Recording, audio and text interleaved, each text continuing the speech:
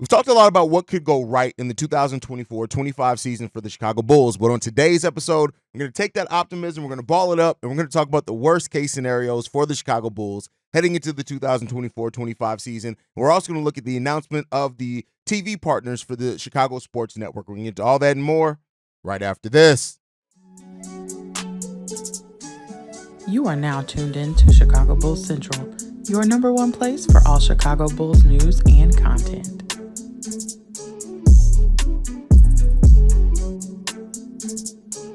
What's going on, Bulls fans? Welcome to another episode of Chicago Bulls Central, your number one spot for everything Chicago Bulls related. I'm the host here, Haize, but more importantly, you guys can follow the channel at Bulls Central Pod on every social media platform we happen to be on.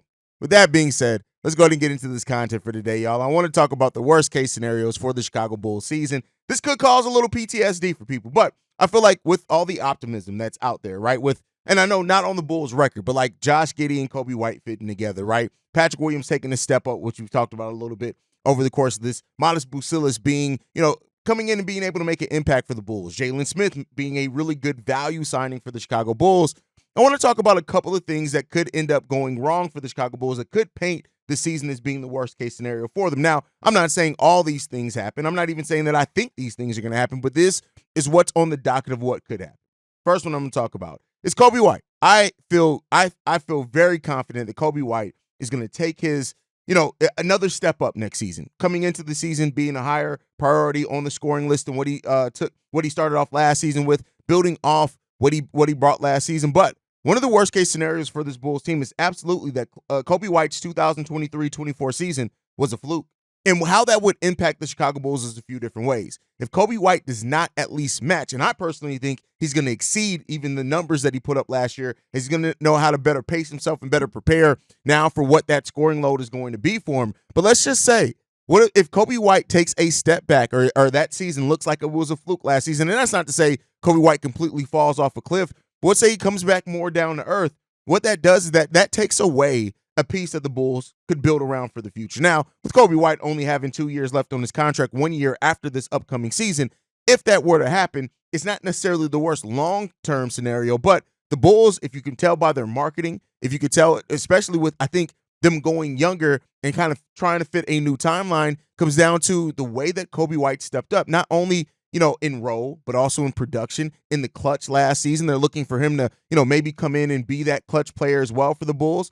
And the Bulls would have to go back to the drawing board to have a new face for the team. Now, maybe that new face, even if Kobe White does take a step back, it could be Modest Bucilis. Maybe it is Ayo Dosunmu. Maybe it ends up being Patrick Williams or Josh Giddey. But I think right now you could tell by the way that the Bulls have kind of operated in the season, how they've pushed Kobe in a lot of marketing things, is that they are hoping that Kobe White is ready to step into that role and be, in a way, a face. I won't necessarily say the face of the team. And there are some Bulls fans that absolutely share that pessimism, right? There are those Bulls fans that think, if the Bulls were to extend Kobe White at the end of this deal and give him anything near max level money, that we could be right back in the same situation that we were in with Zach LaVine. Even though I don't think that that's the case, Kobe White's more of a natural passer. He stepped up more defensively than Kobe White. He stepped up more in the clutch already. Than Zach LaVine. He stepped up already more in the clutch than not making those kind of mistakes down the stretch. Now, we got to see if that thing's going to be maintained true. But a Kobe White that comes in and then the 2023-24 season looks like a fluke, finishing second in most improved player of the year voting. If that happens, it could definitely throw a monkey wrench in the future plans of the Chicago Bulls. And, especially if you pair that with some of the things we're going to talk about later. The next thing on this list that I want to talk about, that Josh Giddey comes in and he's just bad. I feel confident. Again, these aren't things that I think are going to happen, but these are things that you got to look at and maybe prepare for. If Josh Giddey just isn't good next season for the Chicago Bulls, if him and Kobe White just looks like an absolute terrible pairing in that backcourt, if Josh Giddey doesn't get back closer to the 2022-23 season that he had, the 17, 8, and 6 numbers, right? Those type of things. And he looks like a point guard that can adjust, that defenses have figured out, that he doesn't really fit with this roster or the young players here, or that he just ultimately ends up bad, that also could throw a monkey wrench in the Bulls' plans. Now, a very less monkey wrench, as he's a restricted free agent at the end of the season, so that could lead the Bulls to maybe moving him, maybe, just not signing him long-term or a more favorable contract as they try to figure out something going forward. There's a lot of different scenarios, but the Bulls are hoping that Josh Giddey's going to come in and be who they expect him to be, that he's going to be able to be thrust into a role that is more similar to what he needs, the environment that he needs to thrive within. There's still some things to figure out, even if that does happen. Him and Kobe White is going to be one of the more interesting things to watch out, how we hear about it in training camp, through preseason, and definitely through the first few weeks of the season, see how these guys mesh together. And, hopefully we're going to see that. But, if Josh Giddey, the player that you gave up your best trade asset for and got nothing but just him back, if he fails or he does not look like his future with the Chicago Bulls is going to be as bright as they're hoping, it definitely throws off some things for the Bulls' future plans. We'll see how that happens, right, and how it actually ends up working out in the long term. But that fear, that concern is there, and it has to be there. And, overall, Josh Giddey has his fair share of people that, think that he can, what he can be. You have your fair share of people who say, hey, I'll wait and see. And then you have the people who look at Josh Giddey and say, listen, Josh Giddey isn't going to be good for this team. And then you have the crazy people like Eco Bean and, a few others that think Josh Giddey is going to be a small forward, a power forward for the Bulls. That's just a shot. It's a friendly shot. I'm just having fun with guys. It is what it is, all right? We'll see. It all comes down. We'll see where he's going to play, where he is in that lineup. But it just comes down to this. The Bulls are hoping that Josh Giddey is going to be a hit for them. And if he's not, you then have given up an asset that was what many people look at as your best trade asset, and you haven't gotten a lot back for it. So we'll see what happens there. The next one, none of the young pieces take a step up this year. And by the young pieces, I'm not necessarily putting Kobe White or Ayo Dosunmu in that, right? I think these guys have already stepped up. Now we're trying to see how much further than they could take it. I guess in a way you could say, can they step up more? But I mean as far as Modest Bucilis, Patrick Williams, Julian Phillips, Dalen Terry, these guys who haven't really shown it. Well, Modest Bucilis hasn't gotten to show anything yet because he hasn't played an NBA minute, but the guys who haven't really gotten an opportunity, a whole lot of minutes yet for you. And of course, the Bulls are hoping that one or a few of those guys start showing the ability to at least be a consistent role player for them. If none of those guys take a step up, right? Paired with if Ayo or Kobe don't take a step up either, that definitely is a nightmare scenario for the Bulls, mainly because that's the point of going younger, right?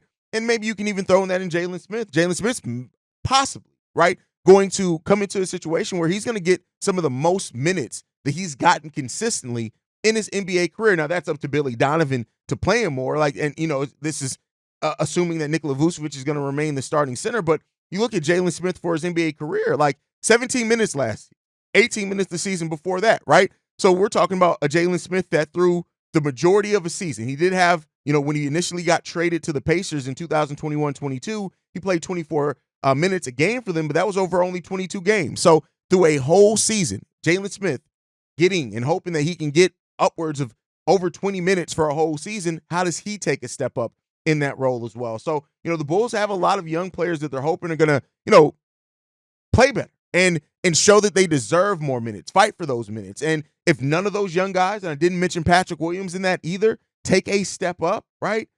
That's going to be really bad for this team, and especially in the case of Patrick Williams. Again, I think that he's going to outlive this contract as far as, show that it's a very good value for what he's going to be able to bring to the court. But if those things don't happen, listen, could definitely play off bad for the Bulls. The next one that I want to talk about, this is one I may spend the most time on, is the Bulls are bad, but they're not bad enough to keep their pick. Or they get just terrible luck in the lottery. Those are two very different things, right? Because let's say this is a Bulls team that does compete. Let's say that they win 34 to 35 games, which could still put them out the play-in, right? If that team then is slated to have the number 9, number 10 pick, something like that, but then the lottery happens and a team that's lower than them leapfrogs them and the Bulls get pushed to 11 and then lose their pick, that's terrible, right? But it's worse if this Bulls team is as bad, and we'll talk about this here in the next segment, as some of the predictions, 28.5 wins. If the Bulls are worse, are that bad, and they don't get to keep their pick, they don't get lottery luck, listen, that is going to be something that's probably the absolute worst case scenario for the Bulls. Because if the Bulls are that bad, let's say the Bulls do win less than 28 games, if they're that bad, that would mean that either players didn't take a step up, any combination of the things that we listed before this probably happened. Multiple of those things probably happened. And you don't get a pick in one of the deepest drafts in the last probably 5 years and maybe in the next 5 years. Man, that would be a nightmare scenario for the Chicago Bulls. And that's something as well that is a possibility. When you look at how the Bulls' luck is gone, when you look at these things, that is absolutely a possibility that those things happen. And if that happens for this Bulls team, man, does the future get just a little bit more bleak. So be on the lookout for that. Let me know what you guys think down below. What are some of the worst case scenarios of things that can happen for the Bulls? Out of the things that I listed, do you think any of these are likely? Are you fearful of any of these happening? And then one more that kind of as a lesser, it's more of a what if than a worst case scenario. But if teams are interested in the Bulls veterans, right? That means Zach LaVine, Nikola Vucevic, Torrey Craig, who even throw in the ball-headed hoe, Javon Carter in there. If teams do show some interest in those players at the trade deadline, and there's some interest around them around the league, and the Bulls do nothing with that. And, the Zach LaVine thing is different because of the size of his contract, but the Vooch, who it may clearly not be part of your future, is going to be an expiring contract. Torrey Craig is an expiring contract at $2.8 million. If teams are offering something, even if it's multiple seconds or something back in expiring filler back, and you don't take that, that I think would be a huge red flag for this Bulls team, because that would show that AK and Eversley still have not learned from their prior mistakes. And that's part of that nightmare scenario as well. But let me know what you guys think on that down below. All right, let's get into the next topic for today. So Hoops Hype had an article in which they let Bulls fans vote on the over or under for the Bulls season. So we know that, compiling betting sites, it seems like right now the average as far as the Bulls over or under is 28.5 wins. So we'll see what happens with that, right? That's 10 worse games basically than what the Bulls were last year. Now, out of that, it seems like 60% of the fans voted that the Bulls may have, or they expect the Bulls to be worse than the predictions, that they will bet the under. That's less than 28 wins for the Bulls next season. Now, me being here doing the show daily, I get a different kind of view on things, right? Because I talk to people every day about Bulls, and seems to be a lot of optimistic Bulls fans. And I'm not here to shit on your optimism. I hope that all you guys are right. I sit and I've said it. I think the Bulls between 30 and 34 wins this season, personally. Right in the middle of the pack is where I kind of see this team going. Of course, that can get much better depending on who takes a step up, who takes a leap. It can get much worse depending on injuries, things like that. But then let's break this down. Why could the Bulls be better than the 28.5 win prediction, right? The Bulls right now, as of right now, aren't tanking. They aren't committed to tank. They're still trying to put out a team there to see how many games this team can win. And because of that, they're going to be fighting and scratching for every win. That's the way that it looks like now. Now, could that change as the season goes on and the Bulls' win total is at a certain level? Maybe. But right now, the Bulls are a team that's committed to trying to win basketball games. Billy Donovan is still now a win-now coach. And until we see otherwise or different, Billy Donovan is not the coach that's looking to not win basketball games. He's not trying to be part of a total teardown and rebuild. Now, you may retool. You may try to rebuild on the fly, especially if you have some pieces that fit his system. But ultimately, Billy Donovan is still a coach that is going to try to win. Now, how successful he's going to be in that, that's a story for Winton Mahorn to tell you guys and for us to talk about in the comment section, because, there's been some signs that maybe even in trying to win, he may not be the best coach for that. But that's a sign for another day. And then when you look at it as well, Kobe White, Zach LaVine, Josh Giddey, maybe even Patrick Williams, all have something to prove this year, right? Zach LaVine has been basically tore down and picked at all offseason as far as his committed to winning, how good of a player he is or not, all these type of things.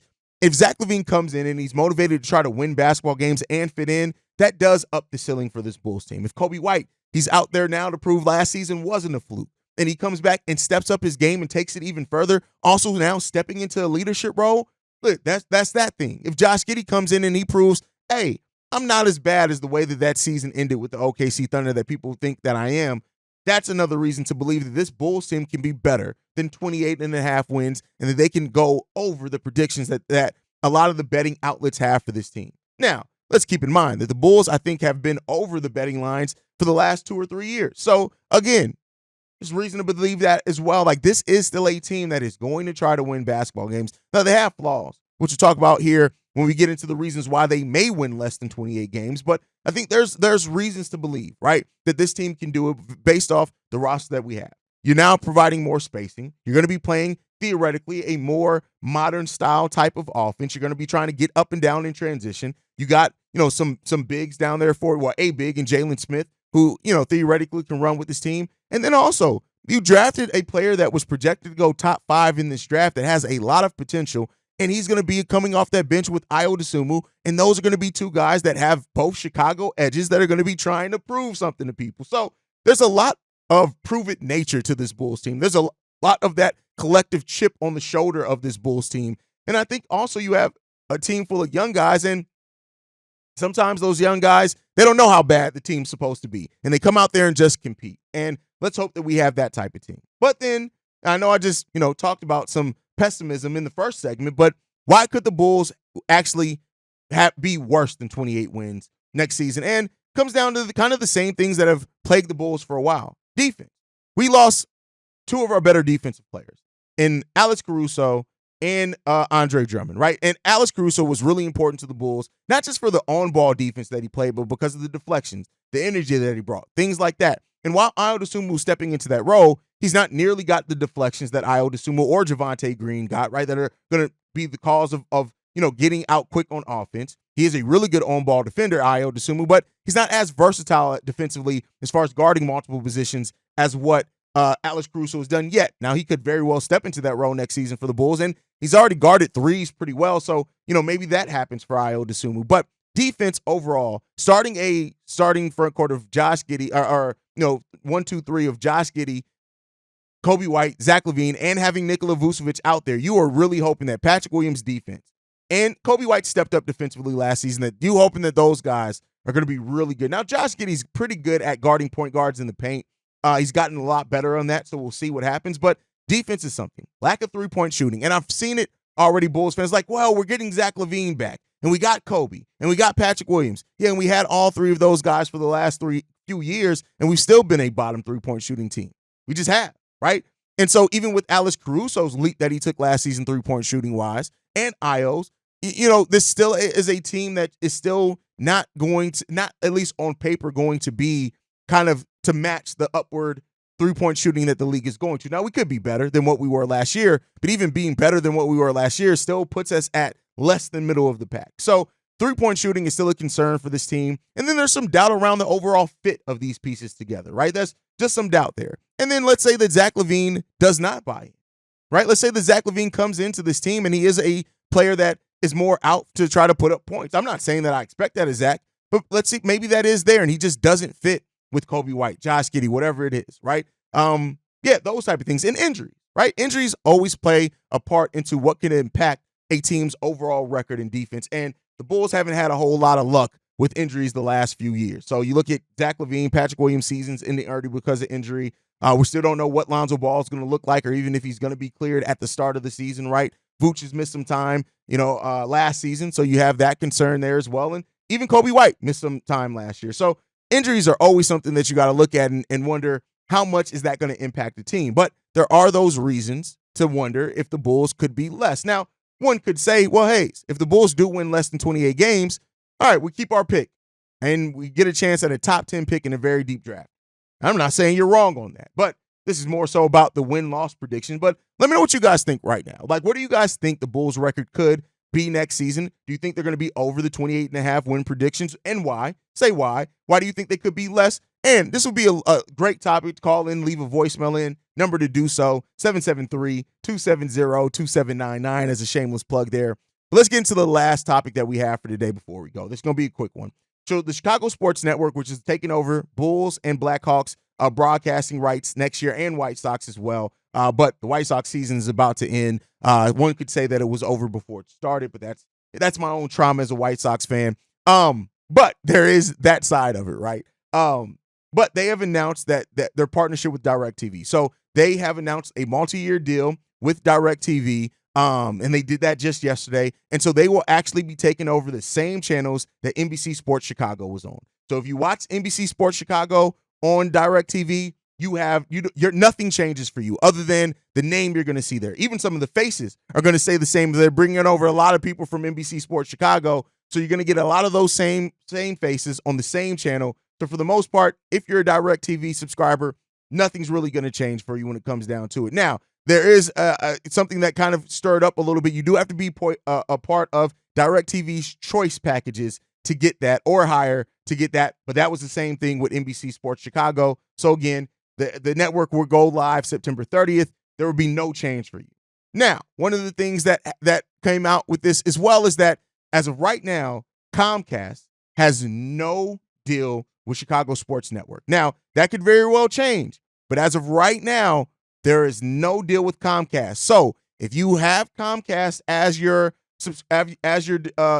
cable provider, you're not going to get Chicago Sports Network if you got NBC Sports before. So, that's something to look out for. That could cause some people to change some things, but that's what we're here to do. So we'll see. We'll see right now. And as of right now, there is some concern that Comcast may be out of the sports business because of the price that it takes to carry sports and how that's been increasing over the years. So be on the lookout for that. But as far as the DirecTV and Chicago Sports Network, that launched, they announced this. This came from DirecTV's chief of content saying this. CHSN and DirecTV both believe in the unique power of local sports teams to unite the communities they call home, and we will continue collaborating with the top leagues, local franchises, and media partners to cultivate future generations of fans. So they seem committed to it, and they should be, right? So I just wanted to give that quick update with the number one spot for everything Chicago Bulls, and I can't be that if I'm not telling you guys where you can catch Bulls games. So let me know what you guys think on that down below. That's my time for today. Make sure you guys are following the show at Bull Central Pod. You can send us any feedback, questions, comments, concerns. bullcentralpod@gmail.com. Lastly, if you want to leave a text message and our voicemail for the mailbag, the number to do so, 773-270-2799. We are the number one spot for everything Chicago Bulls related, but that's thanks to you guys. And like I like to end every episode on, go Bulls. Love you guys. See red if you can, y'all. Peace. This has been a presentation of the Break Media.